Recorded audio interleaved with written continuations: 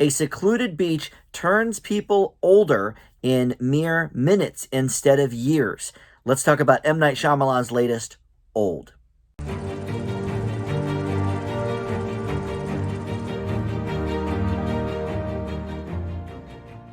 Hey guys, Dan here. This is Dan Reviews It. Welcome to my spoiler-free review for the new M. Night Shyamalan film, available in theaters only.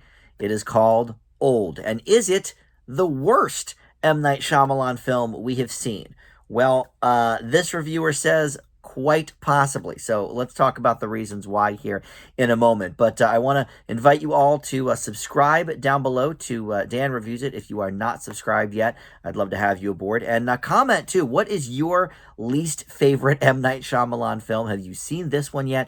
Does that rank for you? Let's talk about it in the comments. So the general premise I kind of gave up front. So, these couples and different people are on a tropical vacation, and the hotel recommends this very secluded beach to them. So they all go there, and there's, maybe about 6 or 8 of them, and they all find out quickly that this beach is very odd. It is rapidly aging them. And I think they figure out in the film it's about a year for every half hour they're on the beach. And so, what do? They need to escape. They need to figure out what's going on. And that's essentially the premise.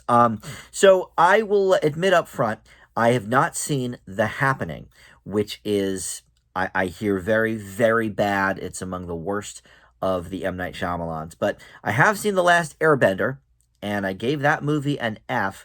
But we'll talk about the compare and contrast with that in a little bit. I find that the Night movies are fall into 3 categories. And most directors, I think, are a little more even than this. But the category of like good to great, there's about 4 of, and most of them are his earlier films, and then you can throw Split in there as well. Then he has a small handful of like middling movies that are okay.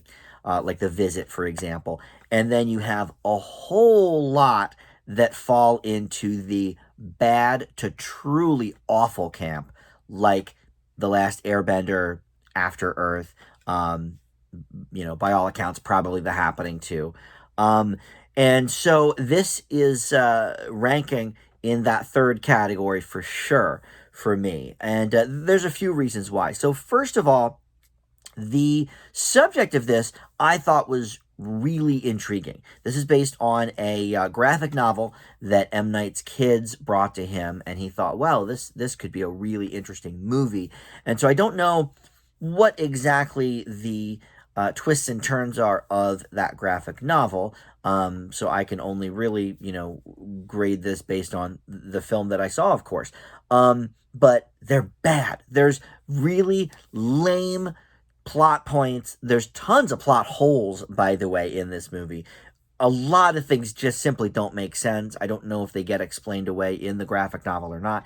And then the reason for all this happening is not very satisfying either. And again, I'm not going to do spoilers here, so I'm not going to delve in, any further than that. But the conclusion of this movie left me very unsatisfied. Now, this is a film that is clearly dividing people because it's rotten. For critics, right now is 52% as of this recording, and 51% on the audience meter.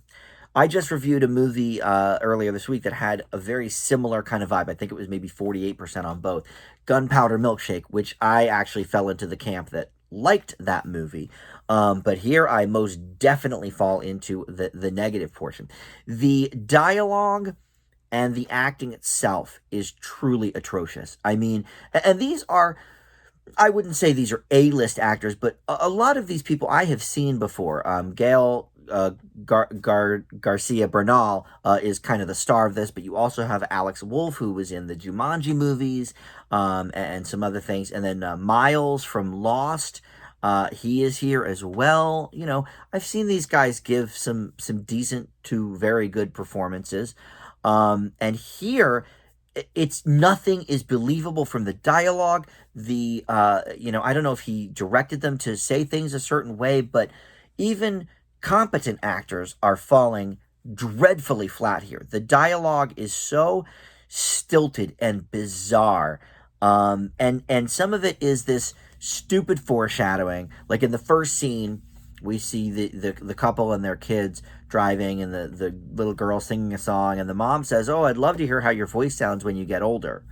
Well, if you know the premise of the movie, that's just a complete eye roll of a line. If you don't know the premise of the movie, it's just sort of an odd line for a person to say, because people don't really, I don't think, talk like that.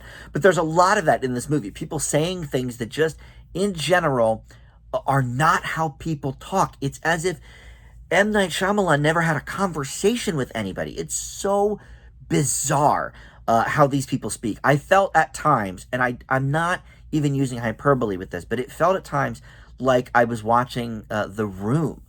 You know, that really, truly horrible movie that they kind of skewered in that James Franco movie, The Disaster Artist. But a lot of the dialogue legitimately kind of feels like that. It's just not believable. It's not how people talk.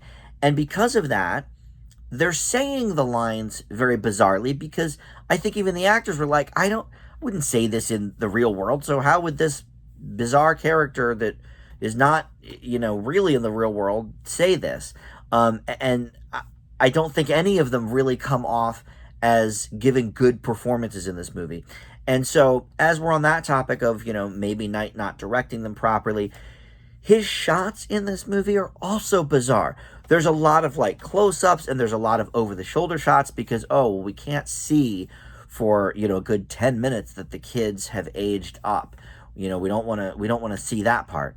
Well, if you saw a trailer, I mean, that's the whole premise of the movie. If you see the poster, that's the premise of the movie. So what are we trying to keep secret here? I'm not quite sure, but even still, it leads to these very, very bizarre sort of over-the-shoulder shots and like bizarre close-ups from the beach up. So we're sort of looking at people's, faces from awful angles. I don't know what's going on with him. I really don't. I thought he was back on the upswing with The Visit, which was, decent, and then Split, which was very good. And then Glass to follow it up was bad. Very bad. So look, at least with Avatar: The Last Airbender, or maybe it was just called The Last Airbender, but you had, yes, I understand. I wasn't a fan of the Nickelodeon show, but I've seen enough to know that, yes, it's a complete desecration of that, and it's an abomination. I get it. But at the very least, Last Airbender gave us some interesting visuals and some, kind of neat special effects, and Dev Patel did the best he could with the material. I still failed that movie, but at least you could say, it was mildly interesting to maybe look at. This doesn't give us any of that, because there's no real effects with it at all. I mean, and look, he shot this. This is his first movie outside of Philadelphia. He did shoot this on location, of course. One of the couples is from Philly, and they mentioned it like 4 times. And as a Philly guy, okay, I don't mind that. That's fine. But yeah, it's he shot this during COVID, so there's only really a very small cast. We get a little bit bigger when there's some shots at the hotel, some people kind of coming and going, but also, a lot of people are jumping to conclusions in this movie, to go kind of back to how clunky the script and the dialogue are.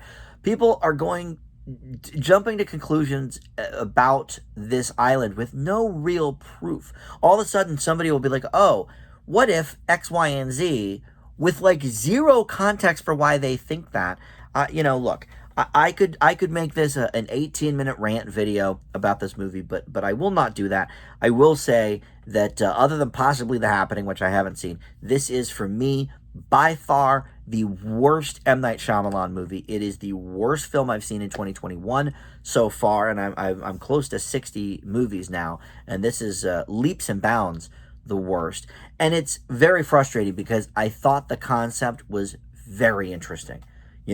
Very Twilight Zone-y. If this was a Twilight Zone episode, all right, I could see it, going very well. It's got that sort of vibe to it, but in the storyline only. Nothing else about it is Twilight Zone-y, because the acting is so bad. And yeah, there was some maybe corny acting in the old 50s Twilight Zone, but it's so frustrating to have a concept that I was really looking forward to seeing the execution of. Oh, cool. Knight's trying to get back in people's good graces out there, and he's got this very interesting concept for this movie. Let's see what happens. And I'm telling you, it's like he never had a conversation with anybody before, the way these people talk so oddly. So with that being said, look, obviously this movie is an F. I think it might be worth seeing if you are a fan of bad movies, because this really harkens back to a lot of those like B movies of the 60s and 70s. So you may get some kicks out of it, but for me, who was going in expecting something actually interesting and tense, I didn't get any of that. I just thought it was horrible all the way around. So yeah, big F. So that will do it. Thank you for watching my review for Old.